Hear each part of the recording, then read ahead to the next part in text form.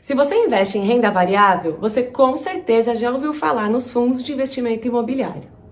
E se você acompanha essa classe de ativos, você com certeza também já sabe que os últimos tempos têm sido repletos de incertezas. Alguns meses atrás, surgiu uma proposta de tributar os dividendos desse tipo de fundo. A proposta em seguida foi descartada, mas gerou bastante tensão no mercado. No dia seguinte à proposta, o IFIX, que é o índice da Bolsa de Valores que mede o desempenho dos fundos imobiliários, chegou a cair 3%. Mais recentemente, a alta da taxa Selic, que muitos já esperam que possa chegar em 2 dígitos no ano que vem, também tem gerado tensão nesse mercado. Isso porque, para muitos investidores, no momento de alta dos juros, a renda fixa pode parecer mais interessante do que os fundos, que são um pouco mais arriscados. Com tudo isso, o IFIX já registra queda de mais de 9% nesse ano. Quer entender o que tudo isso significa para os fundos imobiliários? Então acompanhe esse vídeo, em que eu conversei com Gustavo Asdourian, da Guardian, Gabriel Fiorillo, da Aquavero, e Fábio Bergamo, da JLP Asset Management, que me falaram um pouquinho das expectativas para esse mercado. No mundo dos fundos de tijolos, que são aqueles que investem em imóveis físicos, eu nem preciso falar que grande parte dessa queda recente foi causada pela pandemia de coronavírus. Nesse momento, fundos ligados a imóveis como serviços, supermercados e escritórios sofreram grande impacto. Mas nem todo mundo saiu perdendo. Setores como comércio eletrônico, logística e supermercados tiveram crescimento. Já o segmento de fundos de papel, que são aqueles que investem em recebíveis imobiliários, sofreram um pouco menos, porque eles têm uma maior flexibilidade para adequar sua carteira. Daqui para frente, essa dinâmica pode mudar. Todos os analistas com quem eu conversei concordam que os fundos de logística devem continuar crescendo, mas alguns setores que sofreram podem ter recuperação. A gente vê com shoppings reabrindo, os fundos de shopping também, né, voltando ou tendo tendência de um desempenho melhor, né, e eu acho que os fundos relacionados a turismo, fundos de hotéis ainda tem mais espaço para recuperação, porque ainda é um setor que está mostrando uma recuperação um pouco mais lenta. Shoppings estão mais fortes, já alguns em níveis já pré-pandemia. Tá bom, deu para entender que a demanda por imóveis continua forte, né? Mas então por que o preço das cotas continua caindo? Quando você tem um aumento dos juros, normalmente o que o investidor faz, né? Ele busca um campo mais seguro. Então, existe essa migração, né, de ativos de maior risco, não falo só dos fundos imobiliários, mas ações também, diretamente para a renda fixa. Então, a renda fixa ela volta a ficar um pouco mais atraente, que é um cenário que a gente sempre viveu aqui no Brasil, né, um país de juro alto, e agora com a renda fixa, no curto prazo, sendo um pouco mais atrativa do que os ativos de risco de maneira geral. E aí, ainda está pensando em entrar nesse mercado ou em montar novas posições na sua carteira?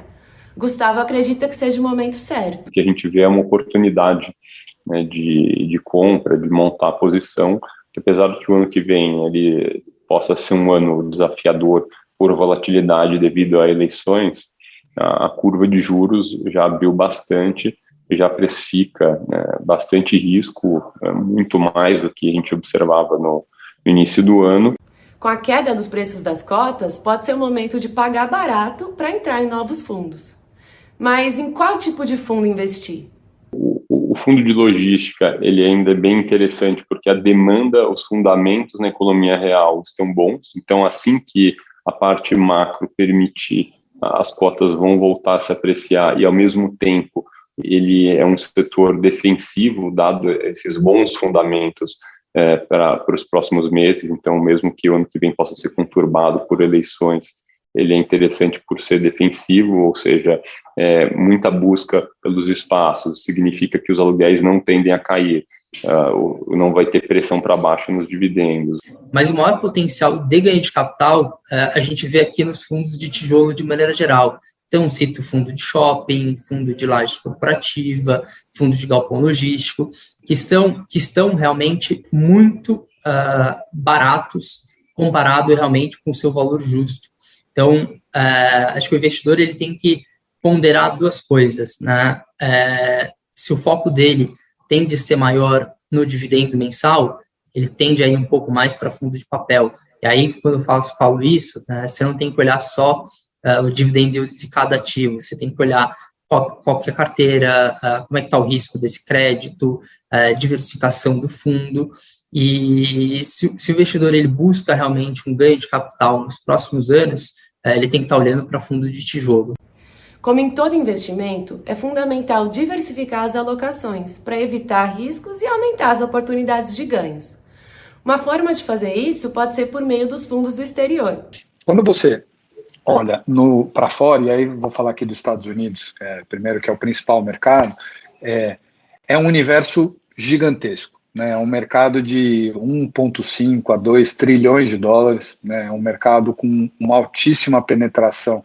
E aí o mercado, eu estou falando, são os REITs, né? Então, as empresas imobiliárias listadas em bolsa, né?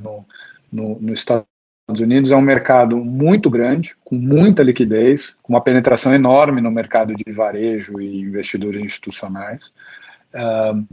E com um universo de oportunidades de investimento quase infinito. Então, tudo que exige mercado imobiliário, lá você vai ter uma empresa que vai te oferecer oportunidade para investir, né? Se você criar uma carteira diversificada, ali você encontra. São 17 setores, né, no mercado americano, setores imobiliários. Então, a gente tem todos esses tradicionais que eu comentei aqui no Brasil, mas lá você também tem muita coisa residencial, que aqui no Brasil começou a ter mais agora, você tem self-storage, você tem student housing, né, residência estudantil, data center, torre de celular, senior living, né, residência para idosos. E aí, deu para entender um pouco do cenário atual para os fundos imobiliários? Você acha que vale a pena entrar nesse investimento agora? Deixa seu comentário aqui no nosso vídeo e não se esquece de curtir e compartilhar com quem puder gostar. Se inscreve também no nosso canal para ficar sempre por dentro das novidades.